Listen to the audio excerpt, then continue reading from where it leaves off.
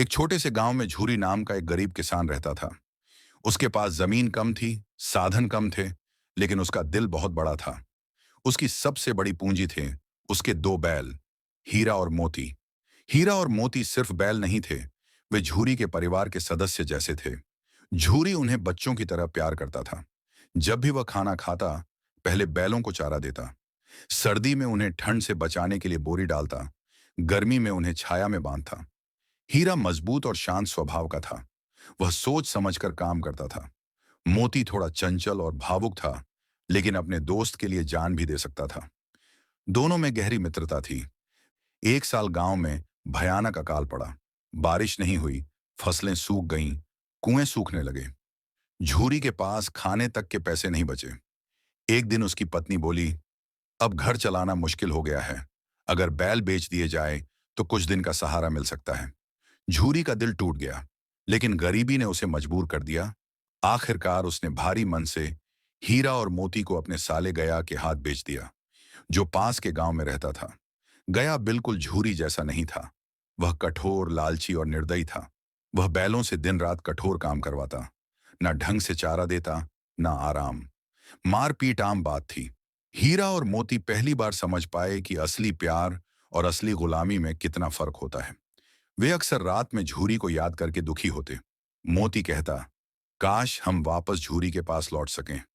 हीरा धीरे से उत्तर देता, हम कोशिश करेंगे, हम हार नहीं मानेंगे। एक रात दोनों ने फैसला किया, अब और सहना नहीं है, हमें आजादी चाहिए। अंधेरी रात में जब सब सो रहे थे, दोनों ने रस्सियां तोड़ी और भाग निकले। जंगल, खेत, कांटों भरी राह, कीचड़। फिर भी वे चलते रहे। कई बार थककर गिर पड़े, लेकिन दोस्त की ताकत से फिर उठ खड़े हुए। रास्ते में उन्हें भूख लगी। कई जगह लोगों ने पत्थर फेंके, कई जगह कुत्तों ने भौंक कर डराया। एक बार वे दलदल में फंस गए। मोती लगभग डूब गया। हीरा ने पूरी ताकत लगाकर उसे खींच लिया। मोती की आंखों में आंसू थे। अगर तुम नहीं होते, मैं मर जाता, हीरा बोला। दोस्तों को कभी नहीं छोड़ते। एक दिन उनका सामना एक खूंखार सांड से हुआ। सांड गुस्से में उनकी ओर दौड़ा। भागने का रास्ता नहीं था। मोती डर गया, लेकिन हीरा डटा रहा। दोनों ने मिलकर सींग भिड़ाए। काफी देर तक भयंकर लड़ाई हुई। आखिरकार सांड हार कर भाग गया। दोनों ने समझ लिया, एकता में ताकत होती है। रास्ते में उन्हें एक लड़की और एक औरत मिली, जिसके पास खुद खाने को कम था, फिर भी उसने उन्हें रोटी खिलाई। मोती भावुक हो गया। हर इंसान बुरा नहीं होता। हीरा ने कहा, हाँ, अच्छाई अभी जिंदा है।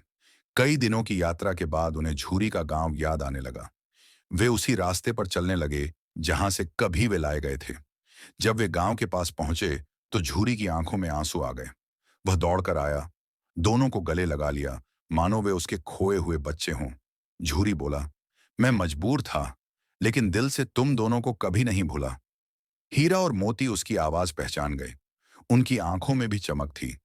उस दिन झूरी ने वादा किया, अब तुम्हें कभी नहीं बेचूंगा, चाहे भूखा ही क्यों ना रहूं। कहानी की सीख यह कहानी सिखाती है, सच्ची मित्रता सबसे बड़ी ताकत है।